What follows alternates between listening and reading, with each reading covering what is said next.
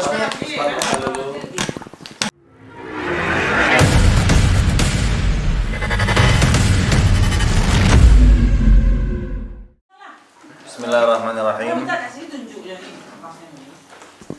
Assalamualaikum warahmatullahi wabarakatuh. Alhamdulillahi wa kafa, wassalatu wassalamu ala nabiyyina al-mustafa nabiyyina Muhammad sallallahu alaihi wasallam wa man wafa wa man ihtada.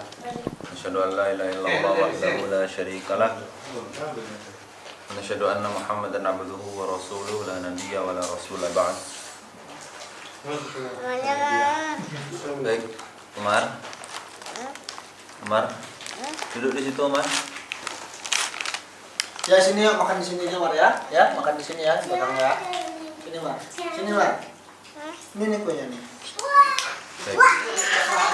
Surati rahimakumullah.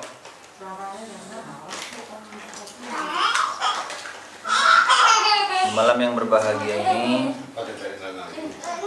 sudah memasuki malam ke 18 Ramadan. Tidak terasa sudah lebih setengah bulan Ramadan kita lalui. Mari sama-sama kita renungkan dan evaluasi. Apakah Ramadan di tahun ini sudah lebih baik daripada Ramadan tahun kemarin, atau lebih buruk, atau sama saja? Dan kita renungkan juga, kita muhasabah juga diri kita, apa saja ibadah dan taqarrub yang telah kita lakukan untuk memaksimalkan dan memuliakan bulan Ramadan ini. Karena bulan Ramadan ini, surati rahimakumullah, pergi dan kembali. Dan kita tidak tahu ketika dia kembali lagi nanti tahun depan apakah kita masih ada atau tidak. Betapa banyak kawan-kawan kita yang dulu di bulan Ramadan bersama dengan kita, tapi sekarang dia sudah tidak ada lagi. Betapa banyak keluarga-keluarga orang lain ya, yang ketika bulan Ramadan tahun lalu mereka bersama, tarawih bersama, ke masjid bersama, dan di bulan Ramadan ini mereka sudah tidak bersama lagi. Artinya tidak ada yang menjamin apakah kita bisa memperbaiki. Kalau seandainya merasa ada yang kurang, apakah kita masih memiliki kesempatan untuk memperbaikinya tahun depan, di bulan Ramadan berikutnya. Yang sebagaimana sudah kita ketahui bahwa bulan Ramadan ini adalah bulan yang penuh berkah, penuh rahmat, penuh ampunan, penuh bonus Allah berikan untuk setiap ibadah-ibadah yang kita lakukan. Selawat berikan salam terdoakan pada Allah dan sampaikan kepada Nabi Muhammad sallallahu alaihi wasallam. Allahumma shalli ala Muhammad wa ala alihi washabbihi wasallim. Baik, materi pada hari ini cukup serius. Zaki mengajak kita semua untuk mari kita sama-sama fokus. Mari kita sama-sama mendengarkan dan menyimak dengan baik agar materi yang disampaikan bisa utuh disampaikan dan bisa utuh juga kita terima. Di jadwal itu tertulis ini ya, penyakit umat dalam dakwah. Penyakit umat dalam dakwah. Amradul ummah fid da'wah. Penyakit umat dalam dakwah ini rasanya sangat penting untuk diketahui oleh orang-orang yang atau hamba-hamba Allah yang telah menjalani salah satu kewajibannya, yaitu berdakwah di jalan Allah. Dan kita semua memang diwajibkan untuk berdakwah di jalan Allah, sebagaimana yang telah Allah firmankan dalam ayatnya, ud'u ila sabili rabbika bil hikmati wal mau'izatil hasanati wajadilhum billati hiya ahsan. Ud'u itu artinya ya berdakwahlah, ya serulah, ajaklah. Dan sebagaimana yang telah kita ketahui tentang kaidah-kaidah dalam Al-Quran, dalam bahasa Al-Quran, al-amru lil wujub wan nahyu lit tahrim, bahwa kata perintah yang ada dalam dalil-dalil agama Islam, baik itu dalam Al-Quran ataupun hadis, pada dasarnya kalau dia berbentuk kata perintah maka hukumnya adalah wajib. Dan apabila dia berbentuk kata larangan berarti dia haram. Ya, terlepas dari kondisi-kondisi khusus yang mungkin belum bisa kita jelaskan di sini. Tapi pada dasarnya setiap kata perintah dalam Al-Quran itu adalah wajib dan kata larangan dalam Al-Quran itu adalah haram. Ud'u itu adalah kata perintah, maka pada dasarnya hukumnya adalah wajib. Maka dakwah itu bagi kita semuanya umat Islam hukumnya adalah wajib. Siapapun yang kita temui di dunia ini wajib kita berdakwah. Apapun kegiatan kita, dimanapun kita berada, apapun pekerjaan kita, berdakwah itu wajib. Ya, bagaimana ada pepatah mengatakan, bukan pepatah, siapa yang mengatakan ini ya, bahwa dakwah itu bukan profesi, tapi apapun profesi kita, dakwah itu wajib. Kita menjadi apapun, dakwah itu wajib. Kita jadi dosen, dakwah itu wajib. Kita jadi kepala pabrik, dakwah itu wajib. Kita menjadi mahasiswa LIPIA, dakwah itu wajib. Kepada siapapun yang kita berinteraksi. Kita menjadi kepala TU, kita berada di kantor, ya, maka dakwah itu wajib. Karyawan, ya mungkin ada yang punya binaan karyawan, perlu disampaikan juga bahwa walaupun karyawan, ya dakwah itu wajib. Ya, dakwah itu bukan profesi, tapi apapun profesi kita, maka dakwah itu adalah wajib. Dan ini berkaitan, ya, berkaitan dengan beberapa materi kita sebelumnya. Yang pertama tentang ad-dinun nasihah, bahwa agama itu adalah nasihat. Kemudian berkaitan juga dengan materi yang sebelumnya juga tentang amar ma'ruf nahi mungkar. Karena dakwah itu sangat inheren dengan yang namanya amar ma'ruf nahi mungkar. Yang namanya berdakwah tentu kita menyeru kepada kebaikan, berarti amar ma'ruf menyeru kepada kebaikan, nahi mungkar mencegah daripada kemungkaran. Nah, dan amar ma'ruf nahi mungkar pun juga hukumnya wajib. Maka lagi-lagi ini memperkuat firman Allah tadi bahwa hukum dakwah itu adalah wajib. Di situ dikatakan di dalam hadis itu bahwa kalau seandainya Anda melihat kemungkaran, maka ubahlah dengan tangan. Kalau nggak bisa dengan tangan, mungkin imannya belum cukup kuat, maka ubahlah dengan lisan. Kalau seandainya masih belum cukup kuat juga imannya, nggak bisa lisannya, tak kuasa dia mengucapkan, takut dia, segan dia, maka bukan diubah, tapi setidaknya dalam hati kita harus merasakan kegelisahan. Ya, kita benci perbuatan itu, kita benci kemungkaran itu, dan kita tanamkan bahwa kemungkaran itu seharusnya tidak ada dan tidak terjadi. Dan tapi di situ Allah beri catatan, Rasulullah SAW beri catatan, wadzalika adhaful iman. Yang hanya bisa berdakwah dengan hatinya, artinya hanya bisa membenci sebuah kemungkaran, nggak bisa dia ubah dengan kata-kata, nggak bisa dia ubah dengan lisan, dengan tangannya, dengan kekuasaannya, atau secara ini pokoknya ya, secara langsung dia ubah. Kalau dia nggak bisa melakukan itu, hanya bisa menanamkan kebencian dalam hati, berarti pada saat itu level iman dia adalah selemah-lemahnya iman. Berarti kalau kita mafhumkan, kita pahami lebih jauh lagi, kalau seandainya ketika kita melihat kemungkaran tapi nggak ada rasa benci dalam hati kita, berarti itu apa tuh? Ya kan? Sedangkan menanamkan rasa benci saja itu selemah-lemahnya iman. Tapi kalau tidak ada rasa benci ketika melihat kemungkaran, atau bahkan mendukung kemungkaran itu, atau bahkan membantu kemungkaran itu, nah, maka dipertanyakan imannya. Nah, jadi dan semua dalil tadi itu lagi-lagi memperkuat bahwa hukum berdakwah itu adalah wajib.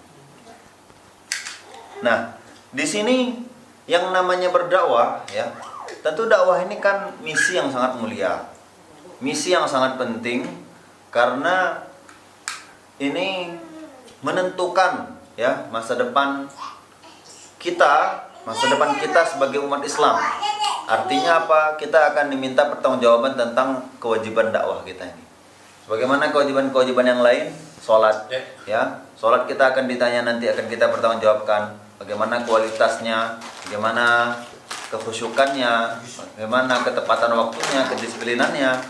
Maka begitu juga dengan kewajiban dakwah ini tentu akan diminta pertanggungjawabannya. Sudah sebanyak apa kita berdakwah kepada lingkungan kita, pada keluarga kita, pada teman-teman kita, sahabat-sahabat kita, dan semuanya. Nah, ini akan diminta pertanggungjawaban. Berapa orang yang sudah kita berikan manfaat, berapa orang yang sudah kita berikan nasihat, berapa orang yang sudah kita ajak kepada kebaikan, berapa orang yang ketika dia berbuat kemungkaran kita cegah kemungkaran itu, atau sebaliknya sudah berapa kemungkaran yang kita biarkan. Nah, ini semuanya akan kita pertanggungjawabkan dan harus kita renungkan. Wassalatu rahimakumullah. Maka karena dakwah ini adalah misi yang baik, maka harus bisa kita menyusun strategi dengan baik. Kita harus pastikan profesionalitas kita dalam berdakwah, kualitas dakwah kita, kualitas penyampaian kita, kemudian perencanaan kita. Dan inilah yang sedang, alhamdulillah, kita sedang berada dalam misi itu. Insya Allah ini Allah golongkan sebagai upaya kita untuk merapikan misi-misi dakwah kita, yaitu seperti kita adakan liko, ya kan? Kita nggak hadir liko, kita melingkar terus untuk menambah ilmu kita. Kemudian kita ikuti kajian-kajian, kemudian kita belajar, lalu kita misalnya seperti ini kita adakan kultum. Nah, insya Allah ini mudah-mudahan Allah golongkan sebagai bentuk upaya kita untuk merapikan misi dakwah kita. Sebagaimana nasihat Ali bin Abi Thalib bahwa keburukan yang terorganisir bisa mengalahkan kebaikan yang tidak terorganisir. Apabila ada keburukan dan ini rapi keburukan ini, administrasinya, rencana-rencananya, dan seterusnya, maka dia bisa menang dan menang mengalahkan kebaikan yang tidak terorganisir. Kalau seandainya kita berdakwah hanya ketika kita ingin saja, hanya ketika kita ingin ketika kita punya waktu luang saja, ketika ketemu saja, atau hanya ketika terfikir saja, tentu ini adalah ya kebaikan yang tidak terorganisir. Ya, sudah terorganisir saja itu masih Allah akan uji kita, masih Allah akan coba kita, Allah akan tes kesabaran kita. Itu kalau sudah rapi aja masih Allah tes. Sebagaimana yang telah dipraktekkan oleh para sahabat radhiyallahu anhum, Umar bin Khattab, Abu Bakar, ya, bagaimana perjuangan mereka untuk mempertahankan agama Islam ini pasca wafatnya Rasulullah SAW. Bagaimana perjuangan Abu Bakar untuk menyeru kaumnya, menyuruh umat Islam pada zamannya untuk membayar zakat. Kemudian Umar bin Khattab juga seperti itu. Bahkan ketika Umar bin Khattab meninggal syahid, ya, terbukalah pintu fitnah, sehingga lagi-lagi lebih berat lagi perjuangan Utsman bin Affan, Ali bin Abi Thalib, dan mereka semua itu sudah mengorganisir dakwahnya, tapi cobaan mereka luar biasa. Cobaan mereka tetap sangat berat dan mereka terus Allah uji kesabarannya dan keistiqomahannya dalam melancarkan dakwah mereka. Bahkan di zamannya Ali bin Abi Thalib terjadilah perang saudara, bahkan antara sahabat gitu kan. Nah, ini adalah ujian-ujian yang dilalui oleh para salafus saleh terdahulu, sahabat radhiyallahu anhum yang merupakan generasi terbaik, ya. Maka disitulah harus kita renungkan dan kita pertanyakan diri kita, sudah serapi apa dakwah yang kita lakukan. Nah, inilah lagi-lagi pentingnya dakwah, ya.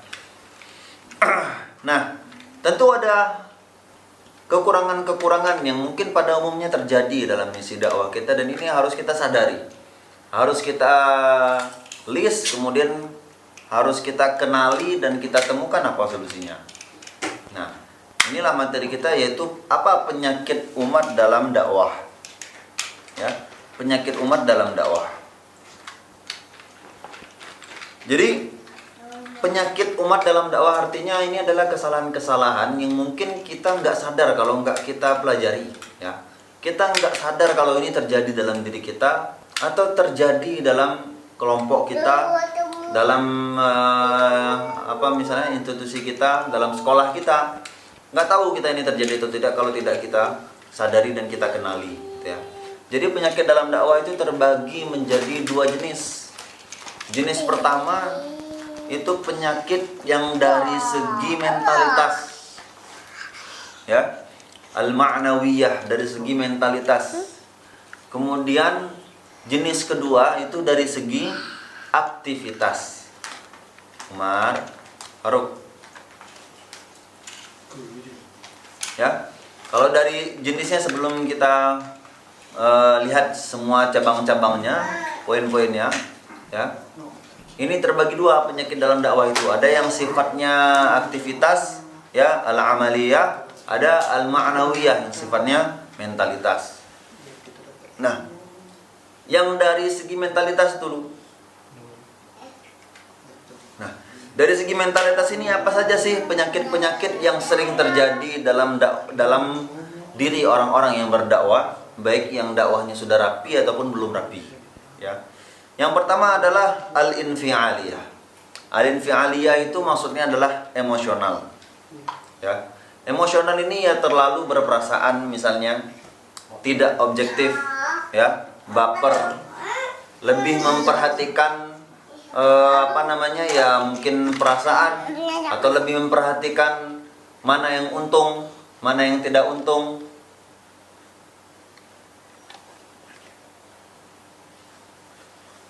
Ya, emosional, ya, tidak sesuai dengan misi, ya, tidak sesuai dengan rencana. Nah, kalau Umar mau duduk di sini diam ya, diam ya, nggak boleh. Nah, kalau mau main mobil di situ, kalau mau main mobil di situ.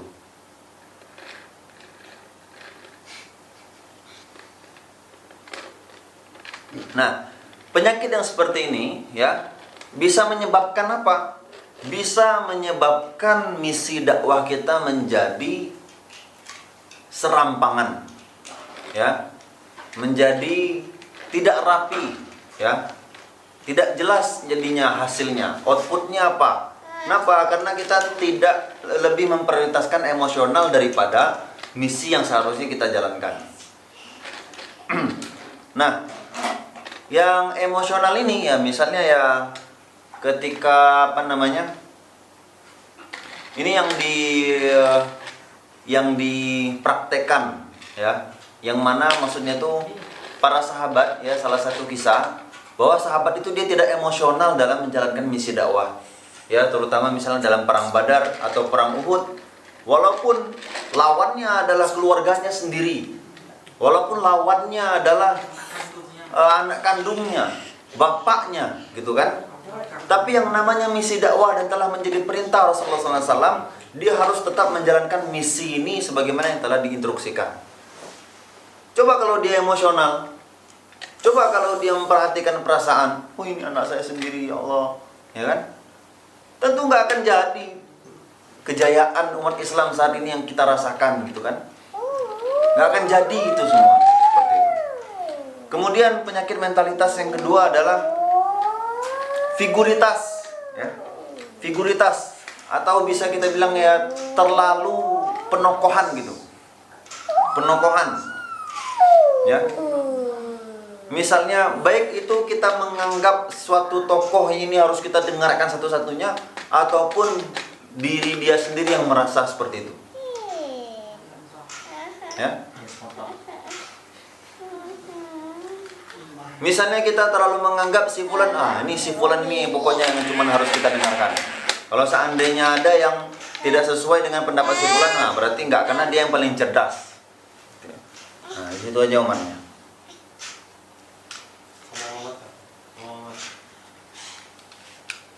Ya, misalnya di dalam sekolah ini cuman ustadz ini yang paling harus didengarkan. Kalau seandainya ada yang bertentangan dengan dia, jangan kita dengarkan, nggak bisa. Karena nggak mungkin ustadz ini, misalnya nggak mungkin ustadz ini dia sembarangan atau nggak mungkin salah. Padahal seharusnya kita lakukan adalah musyawarah, dan hasil keputusan dari musyawarah insya Allah adalah keputusan yang terbaik. Bahkan Rasulullah SAW pun yang sudah menjadi manusia terbaik itu masih melakukan musyawarah dengan para sahabatnya.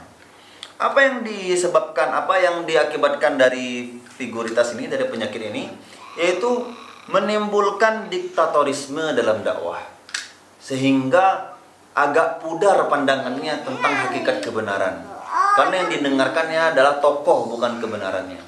Dan ini adalah penyakit juga yang salah satu refleksinya adalah ketika seseorang dinasehati, ya kan, dia mengatakan seperti ini, alah kamu itu siapa emangnya, misalnya gitu. Alah kamu itu backgroundnya apa, ya kan? Alah kamu itu Ustadz kemarin sore baru ngapain ngomongin kayak gitu, nggak pantas, enggak. Nah, inilah yang membuat dakwah itu tidak menyeluruh dan jadinya terkesan diktatorisme, ya. Seolah-olah kebenaran itu hanya datang dari Ustadz yang tamat LC saja. Seolah-olah kebenaran itu hanya datang dari Ustadz yang paling tua saja. hanya datang dari imam masjid yang paling lama, yang paling tua. Tidak bisa seperti itu. Ya. Karena dalam dakwah itu yang penting adalah kebenarannya. Siapapun yang menyampaikan kalau itu kebenaran, maka itulah yang kita ambil. Paling panjang menggotnya. Penyakit yang berikutnya adalah superioritas, ya, atau al-i'tizaziyah, ya, merasa paling hebat. Merasa paling hebat ini hampir sama dengan figuritas tadi, ya kan? Jadi dia itu mungkin bilangnya kayak gini, misalnya Faruk pula terus spontan lah Faruk ini. Misalnya Faruk ini mengusulkan sesuatu, ya kan? Ketika dia mengusulkan sesuatu, ternyata benar yang diusulkannya itu. Sehingga pada saat itu misi dakwah untuk saat itu betul-betul jaya dan berhasil.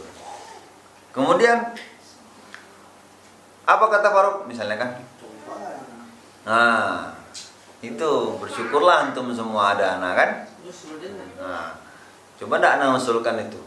Merasa seolah-olah ya ini berkat usul dia saja. Ya kan? Merasa paling hebat. Tuh, karena misalnya juga kalau ketika dia mengusulkan sesuatu, ternyata usul dia nggak diterima.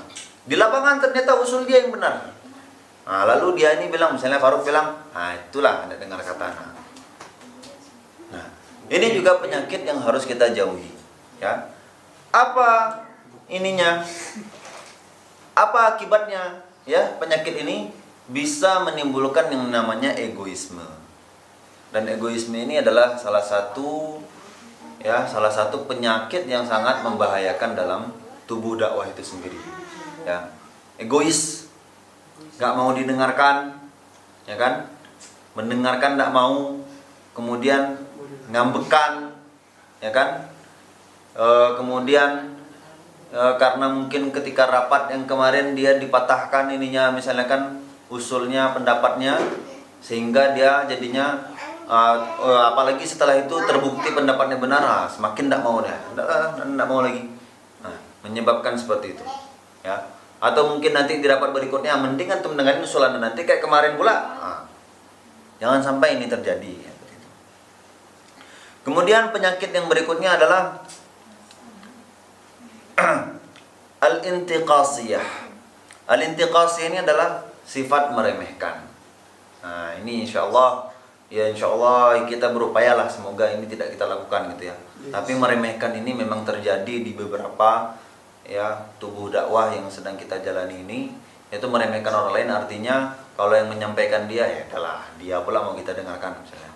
Dia itu kan orang baru. Ini nggak bisa ya. Karena lagi-lagi fokus kita adalah selama pendapat itu bisa dipertimbangkan, selama itu adalah kebenaran, maka layak untuk kita jadikan opsi seperti itu. Kenapa akibatnya kalau seandainya meremehkan? Nah, itu bisa terjadi yang namanya at-tafriqah. Dan at-tafriqah itu artinya adalah berpecah belah. Terjadilah perpecahan dalam dakwah. Seperti itu. Ini adalah penyakit-penyakit dari segi mentalitas. Kemudian ada penyakit-penyakit dari segi aktivitas. Nah, kalau tadi itu yang bersifat ini ya hati kita, karakteristik seseorang gitu. Karakteristik dai itu sendiri. Jadi karakteristik dai itu, sifat atau watak dai itu bisa mempengaruhi misi dakwah yang dijalani. Nah, dan itu sifatnya nggak tampak gitu. Ya, dia terasa dan berimbas. Nah, ya kalau yang ini yang bersifat aktivitas. Yang pertama adalah al-afwiyah. Al-afwiyah itu adalah asal-asalan. Kalau asal-asalan akibatnya apa? Dia menjadi tidak bertanggung jawab. Ya, tidak bertanggung jawab. Adamul mas'uliyah. Nah, Umar, sana nak.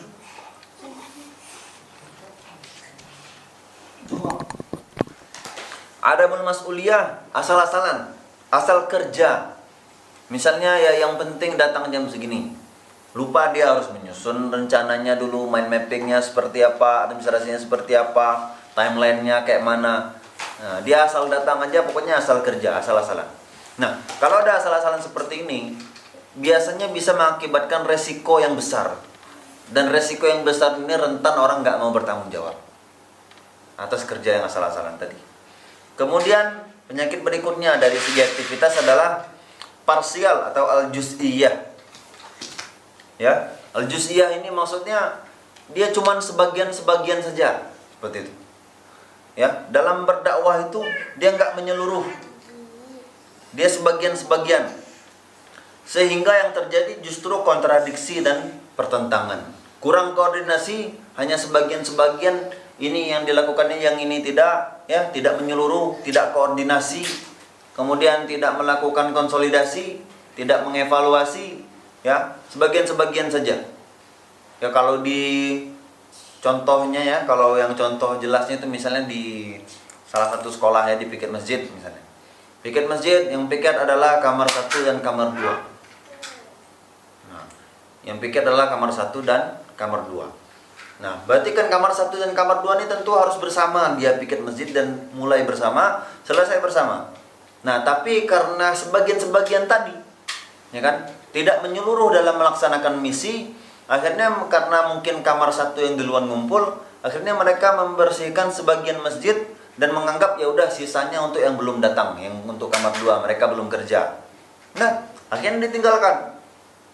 Akhirnya ya kan, yang kamar 2 ini mungkin karena dia tidak paham juga, nggak lengkap juga, dia juga mengerjakan pekerjaan yang menurut dia cukup untuk dia. Sehingga besoknya dia evaluasi sama Ustaz, ini piket masjid nggak beres. Nah itu, ya, kerjaannya sebagian-sebagian. Nah, dan sebagian-sebagian ini bisa mengakibatkan itu tadi, pertentangan. Kemudian ada yang namanya at-taqlidiyah. Ya. At-taqlidiyah ini bisa dibilang ya terlalu misalnya tradisional dan konservatif. Ya, tradisional dan konservatif. Di sini maksudnya gini, yang menjadi rujukan utama dakwah kita itu tentu adalah Al-Quran, Sunnah, Ijma' dan Qiyas, ya, yang sudah menjadi maqasid syariah kita. Nah, tentu itu rujukan utama dakwah kita. Makanya ada pepatah yang mengatakan seperti ini, kita harus membiasakan sesuatu yang benar, bukan membenarkan sesuatu yang sudah biasa. Kita harus membiasakan melakukan yang benar, bukan membenarkan sesuatu yang sudah biasa. Nah, ini juga penyakit-penyakit dakwah yang sering terjadi, yang taklid, ya.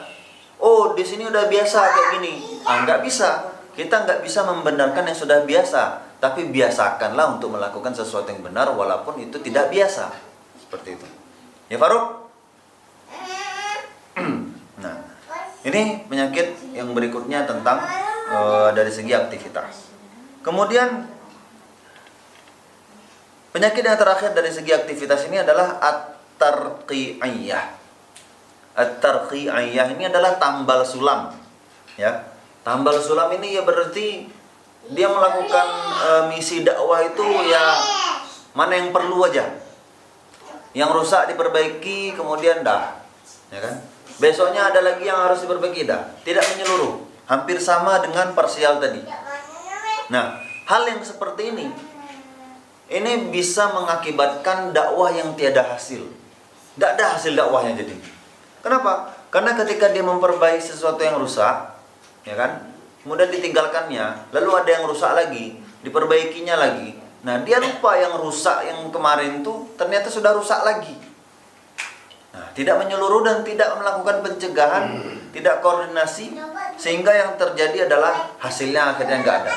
Karena setiap sudah diperbaiki hancur lagi, perbaiki hancur lagi, perbaiki hancur lagi. Tidak konsisten dalam berdakwah. Aktivitas dakwahnya tidak konstan. Misalnya ketika di masa ini, di bulan ini dia berdakwah, karena terjadi suatu ini misalnya kan peristiwa yang sangat berbahaya, kemudian berdakwah dah selesai sampai situ aja. Lalu bulan depannya ada lagi di situ, ya kan? Nah, yang pertama ini tidak ada diberikannya misalnya pesan atau diberikannya tugas atau diberikannya dititipkannya siapa kek yang untuk bisa menjaga ini yang sudah dibangun tadi, kan? Akhirnya besoknya dia Kalau itu tidak dilakukannya, besoknya ketika pergi ke daerah lain dia berdakwah, ternyata selesai dakwah di sini yang kemarin balik lagi. Seperti itu. Nah, jadi itu dia, bersifat menyeluruh dan konstan yang seharusnya kita lakukan. Nah, itulah dia penyakit-penyakit yang dari segi aktivitas. Nah, dari semua penyakit ini, ya, dari semua penyakit ini ada obatnya, ternyata, ya. Dan obat ini alhamdulillah, insya Allah sangat mujarab untuk mengobati semua penyakit-penyakit tadi. Nah, emosional ini kan akibatnya apa? Misi dakwah menjadi serampangan. Apa obatnya? Ya, apa obatnya? Obatnya harus memiliki yang namanya al-wa'yu. Harus ada kesadaran. Dia harus sadar bahwa emosionalnya itu tidak stabil dan harus dia perbaiki. Kalau seandainya kesadarannya tinggi, maka akan cepat penyakit ini sembuhnya. Tapi kalau dia nggak sadar-sadar, dibilangin nggak mau, bebal misalnya kan, maka susah untuk bisa memperbaiki. Jadi obatnya adalah kesadaran. Kemudian pengkultusan, ya, figuritas tadi, ya, penyakit yang kedua adalah tentang figuritas yang akibatnya bisa menjadi diktatorisme. Nah, apa obatnya?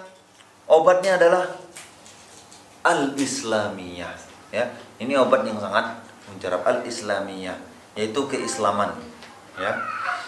Ya, kembali lagi kepada maqasidus syariah, kepada konsep-konsep dasar dalam berdakwah, dalam amar ma'ruf nahi munkar. Tidak ada yang namanya diktatorisme, maka dengan keislaman insya Allah obatnya bisa bekerja dan mengobati penyakitnya tadi. Kemudian penyakit yang ketiga tentang mentalitas adalah merasa hebat. Ya, maka merasa hebat ini yang akibatnya adalah bisa menimbulkan egoisme, obatnya adalah rendah hati. Ya, obatnya adalah bersifat tawadhu, yaitu rendah hati. Kemudian penyakit berikutnya apa tadi? Meremehkan orang lain, ya kan? Maka obatnya yang akibatnya bisa menimbulkan perpecah belahan, maka obatnya adalah al-insaf, yaitu adil, ya. Adil dalam artian adil dalam mendengarkan orang lain, dalam mendengarkan pendapat, dalam menanggapi, dan siapapun orangnya tidak perlu kita perhatikan, yang penting kalau disampaikan itu layak untuk dipertimbangkan, maka pertimbangkan. Bahkan kalaupun yang mengatakan itu adalah orang hebat tapi pendapatnya itu nggak masuk akal, maka ya sudah nggak bisa diterima. Itulah makanya harus adil. Nah, itu dari obat untuk mentalitas. Adapun obat untuk penyakit dalam segi aktivitas, ya, penyakit yang pertama adalah asal-asalan. Maka obatnya adalah kerja secara sistematis. Kemudian penyakit yang berikutnya yang bekerja hanya sebagian-sebagian, yang mana akibatnya bisa menimbulkan pertentangan, maka obatnya adalah harus melakukan misi secara menyeluruh, yaitu asyumuliyah, menyeluruh. Obat at-taqlidiyah, ya, tradisionalis, ya, atau terlalu konservatif dalam berdakwah, yang mana jadinya tidak punya dalil sehingga nggak ada rujukan. Akhirnya yang kita jalankan pun nanti ujung-ujungnya akan nggak jelas gitu. Apa obatnya? Al-asriyah, ya. Cobalah untuk bersifat modern yang sesuai dengan Al-Quran dan Sunnah. Kemudian at-tarqiyah, ya, tambal sulam, yang mana akibatnya bisa tiada hasil. Maka obat yang paling mujarab adalah melakukan perubahan, al-inqilabiyah, melakukan perubahan. Dan dari semua obat itu maka akan menghasilkan, ya, sesuatu yang sangat luar biasa, yang sangat dahsyat, yaitu al-amalul jama'i, amal secara jama'i. Itu saja. Aku qouli hadza. Assalamualaikum warahmatullahi wabarakatuh. Waalaikumsalam.